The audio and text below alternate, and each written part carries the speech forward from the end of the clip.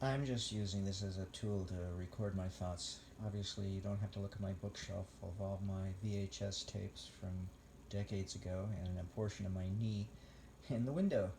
Um, but I wanted to share with you something that's really interesting. I've been very sickly lately, and it's been partly psychosomatic and partly, I mean, a worsening condition of what I already have physically, which is a lot of phlegm that I cough up mostly after a meal, um, and I know it's due to cooked starches and I'm not handling them very well.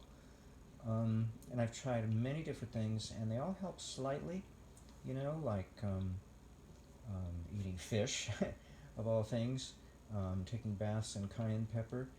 But what really works the most efficiently and is the most user friendly is to simply fast, in a sense, by eating a meal that is so light but gives me exactly what I need and nothing more until such time as I become hungry enough to want something more, and only then to eat something more. And this way I get to avoid the problems that I've been having. I still have to depend on various supplements like, taking cayenne pepper capsules, but I don't have to do anything extreme like take a cayenne pepper bath unless I want to do that, and I don't particularly want to. Um, so that it boils down to just 3 or 4 ingredients, maybe 5 at the most. No, no, it's not. That's right. Cayenne pepper is an afterthought. I only take it when I have to. That's right. No, it's only about 3 or 4 ingredients. So I'll tell you what it is. Cayenne pepper, excuse me, ginseng, powdered ginseng capsules, carrot juice, raw onions, and sea salt with a little bit of borax put in there and shook up so to distribute the borax. And I get pure borax from soapgoods.com that has not been packaged in cardboard boxes like 20 Mule Team does.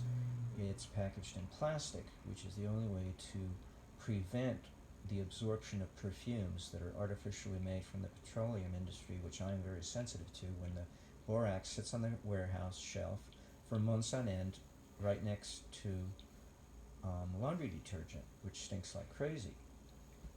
Borax is, I think, even more powerful than baking soda in absorption of fragrances, and I'm very sensitive to artificial fragrances. Anyway, so I needed a way to take salt, and because I'm not accustomed to it, and it prevents me from having foot cramps. Sea salt provides me with a lot of magnesium and a lot of chloride ion, which I both of which I need. Um, Carrot juice, of course, is provitamin A and a little bit of calcium, not much. Oh, and I also have to take calcium. See, I knew there was something else. I have to take calcium citrate with vitamin D3 to counterpoise the magnesium and the high amount of chloride ion in the sea salt, because I'll tend to get stomach cramps if I just, if I didn't take calcium supplementation, if I take all this extra salt. But the onions is a way to get me to take the salt. And the carrot juice is a pleasant way to wash it all down and give myself fluid because I'm going to need fluid to go with the salt. And usually when I take salt, it suppresses my appetite, so I never salt my food. And I've always done this since like decades, like half a century. I've been avoiding salt. But now I'm finding that since I have poor health and not much appetite, why keep eating? Why not just use food now as a vehicle for salt, but the food has to be selected to not have any calories to make you think like I'm, eating for satisfaction, which I'm not. I'm eating, not, substantial satisfaction. I'm just eating for the satisfaction of being healthy. I just want to be healthy. And onions are raw. They have to be raw. So it gets to be a high vitamin food that even stores well. It's a root vegetable, so it's not prone to wilt or spoil, which means it keeps well inside the gut. See, I have a lot of problems of food decomposing in the gut before I get a chance to digest it. And that's when it creates toxins, and then I have to deal with the toxins. And my body's too weak as it is because it's not getting enough nutrients out of the food to begin with. How's it going to get rid of the toxins on top of which? It just doesn't have the energy level it once had. So it's a perfect methodology for giving my body a break from eating food that it can't handle so much of anyway, so that when it's ready to, I can give it food and it'll handle it. And thus, I can avoid what in Ayurveda is called ama, which is basically phlegm, and phlegm just means you haven't digested your foods completely, and you end up with this viscous, sticky lymphatic fluid that is not pure yellow, clear amber color. It becomes white and frothy because you end up with yeast in the spaces in between the cells of the body fermenting away, creating alcohol and lactic acid and creating sore muscles and poor recovery time from exercise, and just a whole easy to become fatigued, not easy to come out of fatigue. It's just, unless you have a normal digestive system, which I don't have anymore. I used exercise and veganism as a way to stay healthy because of being born sickly, but now even that is not good enough. So I just have to live life at half-mast. And it's been hard for me to do this because I want to be like I used to be before I got poisoned with antifreeze nearly 2 decades ago. So why would I want to live life at half-mast? Nobody would want to, but it's the only way to be healthy and not become severely ill is to take it easy.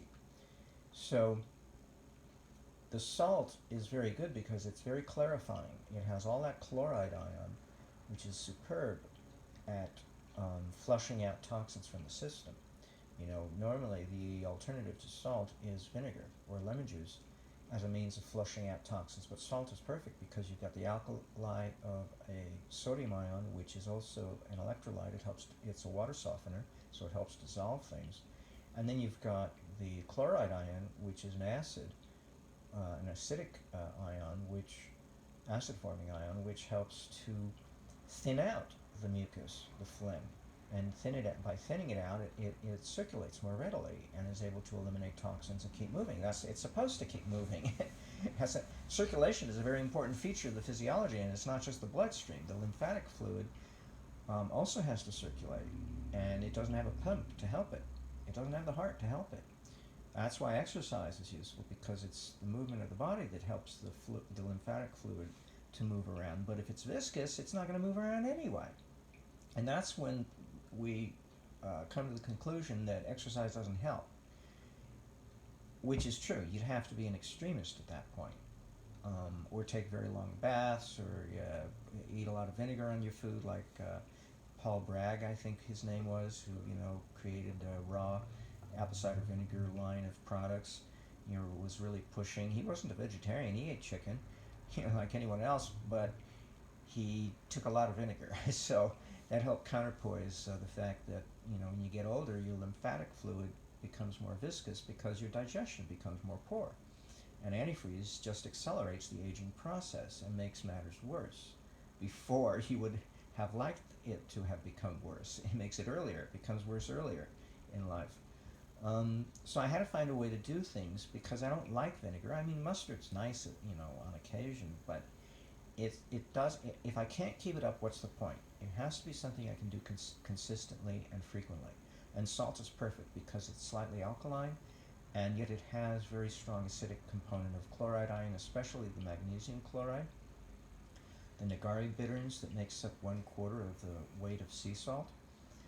Magnesium chloride has twice the amount of chloride that sodium chloride would have, just because of the nature of magnesium, how it combines with chloride ion.